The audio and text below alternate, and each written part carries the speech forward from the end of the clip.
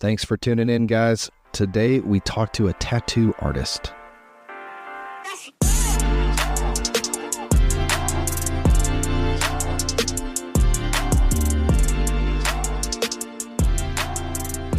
Here we go, guys. Another interview conversation with another interesting man. This individual has been probably one of my most requested guests. A tattoo artist by the name of Tristan Bradshaw. I've known Tristan for years. He's a good man. He left the great state of Texas, and we all miss him. But Tristan, thanks so much for making time. I know you're a busy man. Thanks for coming on and hanging out for a little bit. Yeah, man, for sure. Thanks for having me. For sure. I'm excited about this one. Hey, so let's get started. Let's just do a little brief bio. Who you are, what you do, and how long you've been doing it for. My name is Tristan Bradshaw. I've been tattooing for close to 20 years. And I started what some would call a formal apprenticeship in Jackson, Tennessee, where I'm from originally. And I kind of barely started tattooing there. And then I got married, and then we moved to Nashville. So then I tattooed in Nashville for a year. And then we decided to move to Texas. And I started tattooing in Texas, and I did most of my tattooing in Texas. So for maybe 16 years, I tattooed at a shop called Ace's Tattoos in Denton, Texas. And I visit Texas quite a bit and do tattoos there from time to time. So, and now currently I'm in Paducah, Kentucky at a shop called Third Moon Tattoos. And I've been tattooing there for almost 3 years. So it's been wild. It's been a long journey. Man, I guess I didn't realize you've been gone that long up to Kentucky. So you're living in Jackson. How did you first hear about tattooing, and what made you kind of take that leap to that apprenticeship? I've always, ever since I was a little kid, I've always been attracted to, different types of art, and whether it was like comic book art, things that weren't, I wouldn't call it super fine art, more like graffiti or drawing cartoons or things like that. And I remember being a kid and watching MTV occasionally and seeing rock stars with lots of really cool tattoos, specifically Axl Rose. I remember seeing Axl Rose and trying to copy every tattoo he had on his body. I would try to do it on my body, draw it on me or my friends. And so it started off as just kind of a childhood thing, it was like kind of a, somebody say they wanted to be a professional athlete, and it, might not happen, or, an astronaut probably wasn't going to happen. And so I wanted to be a tattooer, but I never thought it would actually happen just because of the place I lived, the people I grew up with, and kind of the state of tattooing at the time, was kind of frowned upon. It was pretty lowbrow, kind of pushed to the other side of town where people didn't like to go. So that's just kind of how it was looked. And so I didn't really know how realistic it was for me as a young kid going to a private Christian school, how possible it was for me to become a tattooer. But, by the time I was 18, I got my first tattoo, and it became more of a possibility. And so I kind of, even into college, I would draw things that were meant to be tattoos. I would draw tattoos for my friends. And eventually I'd reached out to a shop in Jackson, which is kind of disbanded. Some of the artists there started their own shops in different places, but I reached out and, spent some money first getting tattooed, just to kind of have that credibility instead of walking in the shop, saying I wanted to do tattoos without a tattoo on me. That's kind of frowned upon. But yeah, I mean, I got tattooed quite a bit first, and then, told the guys there that I'd love to learn how to tattoo. And after a few tries, of communicating that, they finally let me in the doors and let me become an apprentice. Do you still remember the first person you tattooed? The first person I tattooed was me. The second person I tattooed was my brother. The first paying customer was I would say probably maybe like almost maybe 50-year-old sweet lady in downtown Nashville, Tennessee. And I did this little cross on her ankle, and it looked, terrible. Oh, And, but she loved it. And so, yeah. And so that was my first like official, hey, you're a tattooer now, and we're going to, pay you, or you're going to get paid, to do this. So it was good enough. I would say it looked terrible compared to what I'm capable of now, but it was good enough, and she liked it.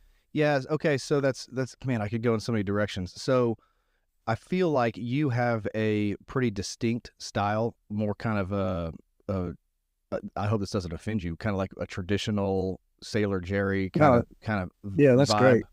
Um, Totally. other people have, I guess how did you, is that just what you're drawn to, or that's just what you practiced and you're good at, or how do you pick kind of what genre you're going for, or is it just across the board? Yeah. So when I first wanted to be a tattoo artist and I was going through an apprenticeship, I was really like fascinated with photorealism and just trying to make things look exactly how they look in a photograph. And that's how like my mentors there, like the majority of their stuff was either hyper realism.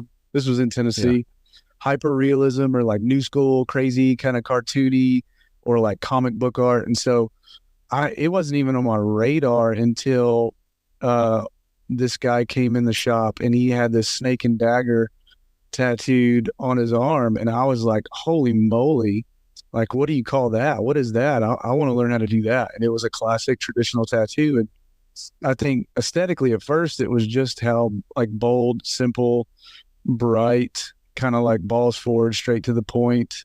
Like, this is what a tattoo is. Um, and so I was hooked. Like, I didn't really care anymore about photorealism. I think it's great that people can do it. It's fantastic. But I was super into that. And so I started just researching that. Back then, there wasn't Facebook yet or MySpace. So it was like you had to go buy a tattoo magazine, or you had to walk into a shop where you knew they were doing those kind of tattoos. And so I was like, this is what I want to do, and I want to learn how to do it. And I think now I really just enjoy kind of the longevity of it. I really like taking anything, like not just tattoos, but I like taking anything and stripping away everything it doesn't need to function, because I think that requires a lot of heavy thinking and creativity. It's like, I guess, building a motorcycle, it's like, I don't really want a bunch of extras Sure. on it. I want to just take everything off to where it's just, you know, nothing that you don't need is on it. And I think there's a way, it's a challenge to simplify a tattoo. And when you look at it, it still makes you feel like you're looking at like a masterpiece, when really it's not a masterpiece, but it still makes you feel that way just because of how it's rendered, if that makes sense. Yeah, absolutely. So let me ask you this, Tristan. It seems like if someone's interested in becoming a tattoo artist, it sounds like it starts kind of with a passion first for art, and then transition to art on the body. So you walked into the tattoo shop after you've gotten a few tattoos, and you said, "Hey, I want a shot at being an apprentice." For somebody on the street or someone who's interested in this, like, should they be developing a portfolio, like on a drawings of like, hey, this is what I'm interested in, this is what I'm good at, this is what I like to do, and then like, how does someone even get into the business, I guess is what I'm asking.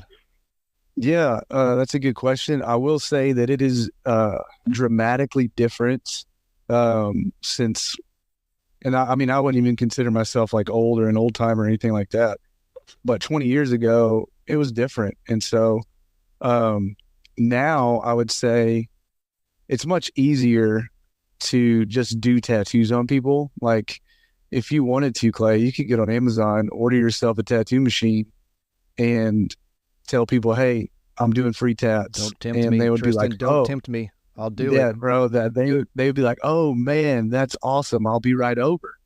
And so it's really that easy. Now, like the challenge is like standing out, being a, professional, consistent, tattooer slash businessman who can, have, a steady clientele, who can have a good rapport, who makes, way more people happy than not happy.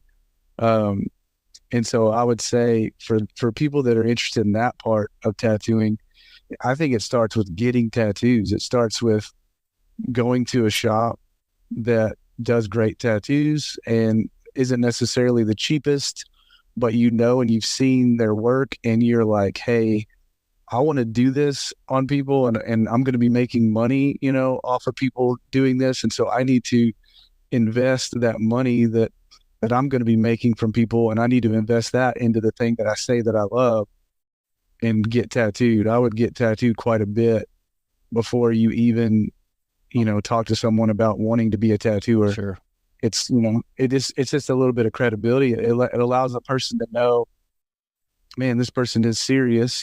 They budget, they save their money. Tattooing is kind of what they want to do. It's clear, but if you walk in and you have a portfolio of drawings, but you haven't spent a dime on any tattoos on your body, even if you're the most fantastic artist, there's a little bit of gatekeeping in tattooing, and so it's like they'll say, hey man, you're great, but you don't have a single tattoo on you. How do you know you want to do tattoos, first of all? Yeah, that's interesting, because I feel like too, yeah, the more tattoos you get, obviously the more time you're spending in and around that environment, and absolutely, you're going to figure out if this is a fit for you, if you can handle it, because it's a unique absolutely. place, the tattoo shop. Yeah, it is. And I feel like, back when I was tattooing, there was probably, a little bit of diversity in tattooing, but there was still kind of a majority of people or type of folk that are doing it. Whereas now, you can walk into,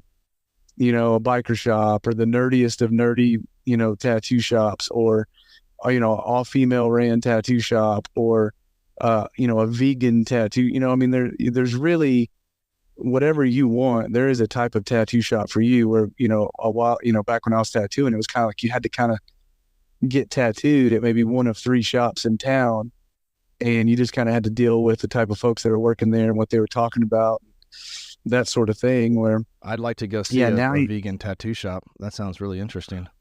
Yeah, it's just everybody's vegan and they use vegan inks and they, promote. Hey. It's just, it's like music. There's different genres, and so in tattooing, you're going to find a different genre of styles and people doing the tattoos, and the type of aesthetic that's inside the shop, and which I think is great. I like the diversity and a little something for everybody. I don't necessarily think tattooing has to be a certain way, but the tattoos that I do, for the most part, are going to look a certain way, and that's just the way that I know how to do it best.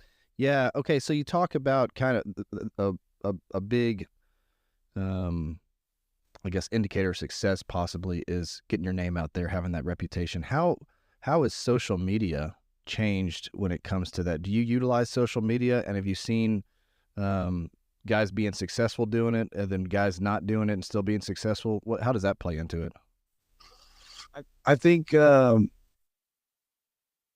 it's always going to be like just relationships and your ability to communicate well, your ability to navigate awkward experiences, being able to kind of keep the mojo of just going in and creating, and not necessarily performing in a way, but there's a level of dealing with like let's say you talk to 100 people in a day, which you're not going to talk to 100 people, but let's just say 100 people, you may end up actually doing like tattooing 10 of those people. Mm-hmm.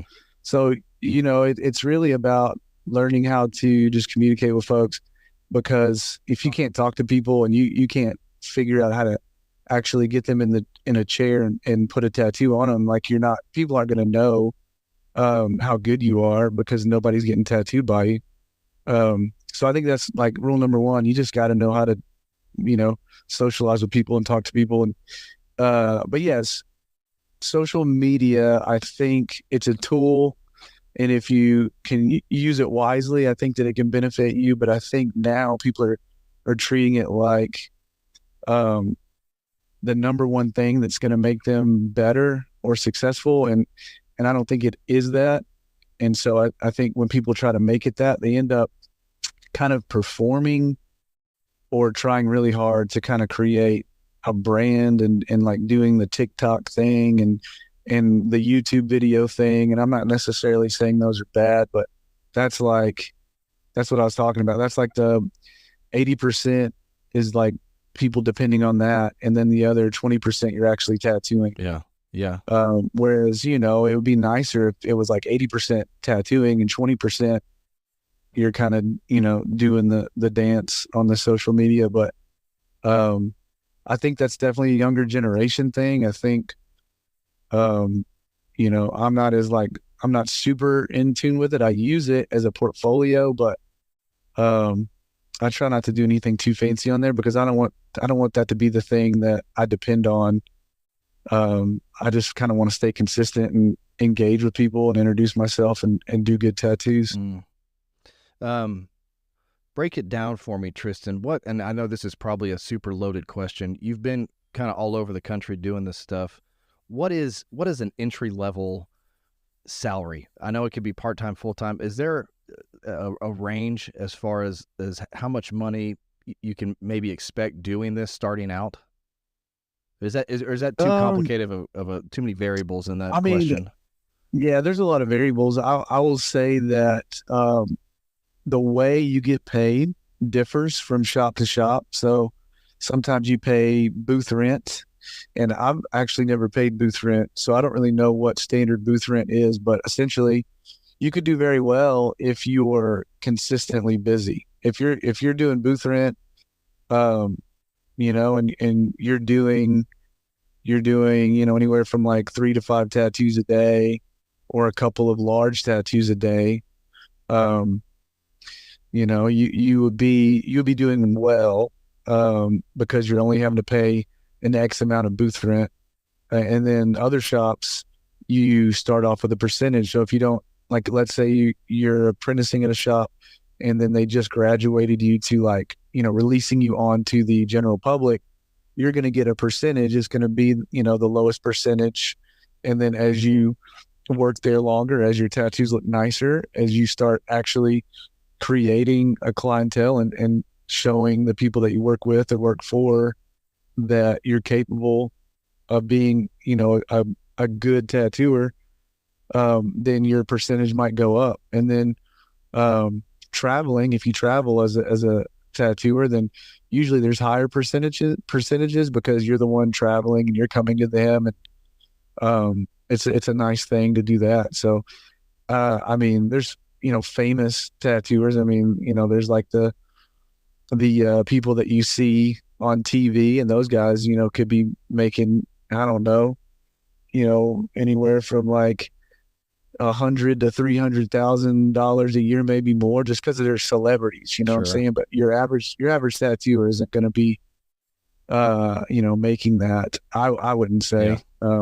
Yeah. But yeah, it's one of those things that's hard to really answer because it's so different for everybody. It really just depends on what you put in. Like, you only get paid if you tattoo. Yeah, that puts a lot of pressure on you also. If you're relying on that. It definitely can feel like a lot of pressure. It can be very inconsistent. But like, as I was living in Denton for so long, like the last, I don't know, 5 years, man, I was super blessed to just stay busy and tattoo friends. It just felt like I was kind of going to hang out with my friends and do fun tattoos on them, and they just happened to be paying me money for it, whereas moving here and tattooing, I've kind of had to rewind a little bit and kind of start over a little and build that clientele again. And so it's super humbling. But it's also kind of exciting because it keeps you hungry. It makes you want to stay, consistent and like kind of show people what you're capable of. And you kind of get that hustle about you again, and you don't get lazy because it comes so easy. It's a little bit harder to achieve. Yeah, no, that's really interesting. Talk to me about kind of the average day. Are you appointment heavy and walk-ins, or how does that, what's the average day look like for you? So the shop that I work at now, it's 3 artists, and we're all introverts, and I'm probably the most extroverted introvert there. So it's a quiet shop, which is nice. I kind of like that, and there's no piercing there, so it's strictly people that want tattoos, and so the majority of people are making appointments, and then we do the most walk-ins on the weekends. But like, let's say I have 1 to 2 appointments a day, I may catch a couple walk-ins. Yeah. And then, like, there may be a day where I have no appointments and then nobody walks in. So you could spend a whole, 8 hours, 10 hours, whatever, at the shop, not making any money. But that's a great time to paint or, draw designs or kind of, do that sort of thing, so that when it does get busy, you can kind of have stuff to show people. Yeah. What's the most enjoyable part about your job? And on the flip side, what's the most challenging thing about being a tattoo artist? Man, that's a great question. I love being able to do something that I love being able to be creative, to be the things that inspire me, the things that I get joy out of, either drawing, painting, looking at things that I'm inspired by. I love when other people also connect with that and then want me to do that for them. It's kind of like the joy of that kind of rolls off. It doesn't just stay and stuck to you. It kind of, bounces off to somebody else, and then they're stoked about it. And so somebody sees how stoked they are about it, and then it kind of gets their wheels turning. And so it kind of creates this kind of ripple effect. And a big part of tattooing obviously is like the aesthetic and the style and things like that. But I love very much so the historical aspect of doing the same kinds of tattoos that people have been doing for, like, over 100 years or longer. It's just a tried and true thing that I feel grateful to kind of be a part of, like this lineage of tattooers that, like standing on the shoulders of giants is, the thing that people say. And I like being entrusted with that and trying to steward that well into the future, and knowing that I'm not really adding a whole lot to it. I'm just, like, privileged to be able to do it, and and for other people to enjoy that and see that, it makes me happy. But then also I also like the flexibility. It's not super outlawish anymore, but it is like you work for yourself. You're responsible for your own actions. Like, you don't necessarily have a boss standing over you. You don't have to do a bunch of, paperwork. You don't have, it's one of those things where it is kind of a looser kind of culture, where I feel like there's a little bit more freedom, which also can be the not so great part about that, because it does completely more so rely on you and just the people that you tattoo, and the experiences they have and the location you're at, and so forth. But so yeah, it's like the things that I love about it can also be the things that I don't love about it when it's not going well. And I will say that, like, the hardest part is, you kind of only have a certain amount of mojo as far as being able to talk to people, answer all their questions, try to help them understand and not make them feel stupid. Yeah. But also, some people can come in completely disrespectful, and, your immediate kind of thought is to react and just be like, get out of here. But, if you can somehow talk them down and kind of get them on the level that you want them to be on, then you could gain a client, and it could be a humbling experience, and then it could turn into something good. And so it's just a challenge on that end. Yeah, I'm glad to hear you say that, because it is a little bit intimidating. I've got, a few little bitty tattoos. It isn't, especially the first one going in, and it's obviously a big Yeah. moment for the customer, and to be received Yeah. and recognized, whether it's something small like a little cross or whatever it is, that's a big deal to that individual, and having that kind of Yeah. respect and patience and walking them through it, that means a lot. That resonates with a lot of people. Yeah. 100%. And when I was younger, I was so insecure about just wanting people to know that I was good, or at least I was trying to be good, that my capacity to think about all those angles wasn't there. It was just like, talk them into a good tattoo, do a perfect tattoo, take a picture of it, show everybody, hope that they like it, hope that they come in and ask you for tattoos.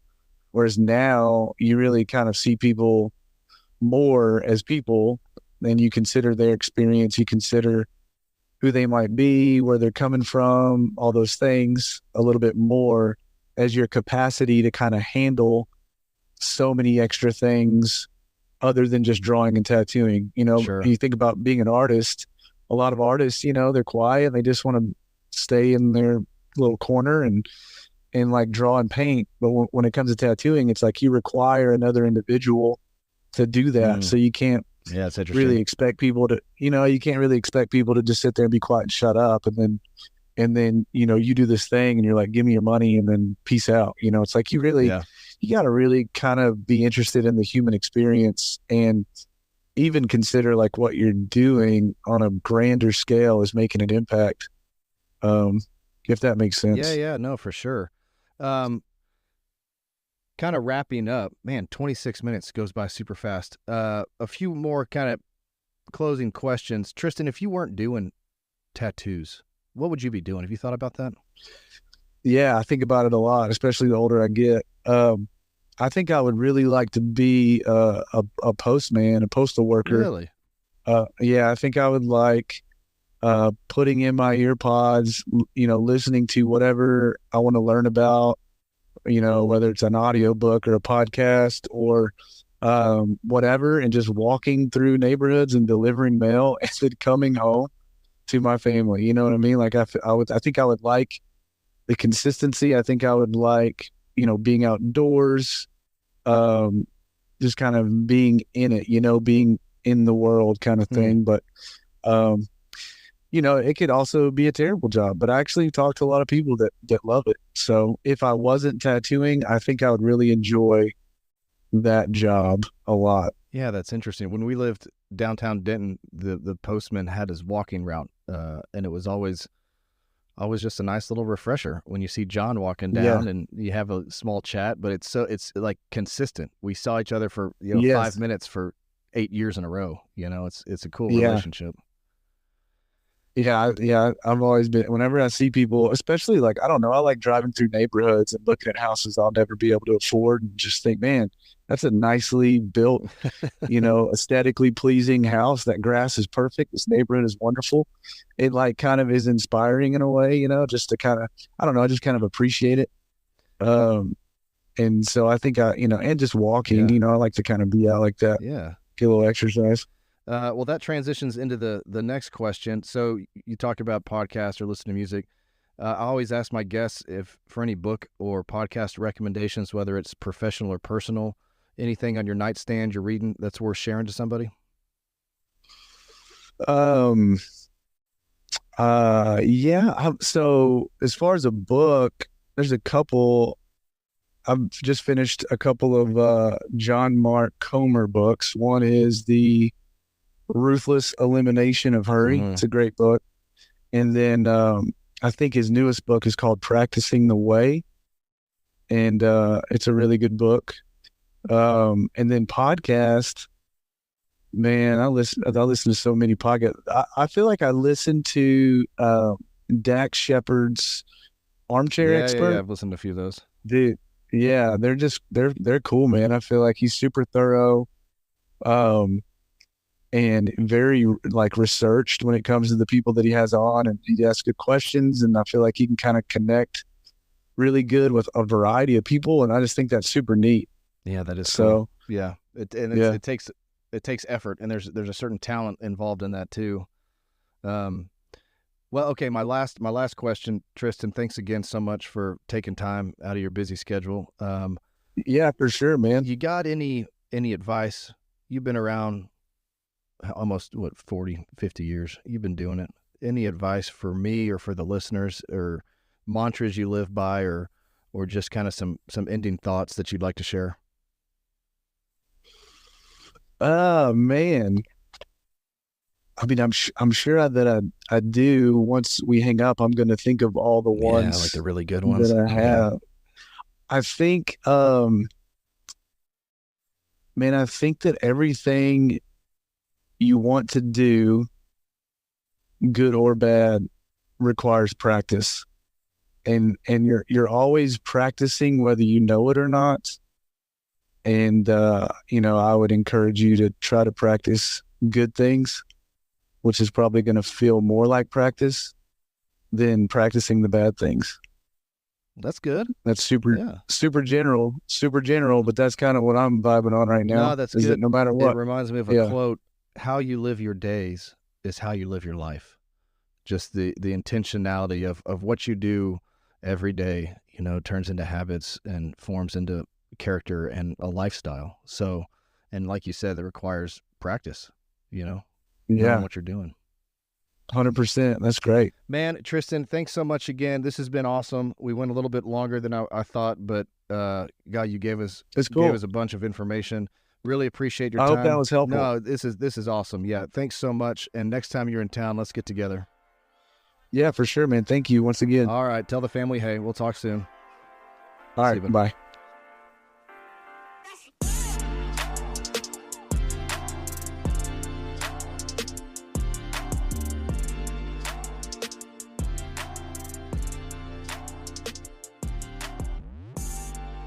We're always on the hunt for guests who are passionate about what they do and want to talk about it. So if you think you'd be interested in coming on, or if you're curious about a profession and want to know more about it, hit us up. We'll do our best to accommodate. Our email is info@myjobpodcast.com. We look forward to connecting with you. Have a great day.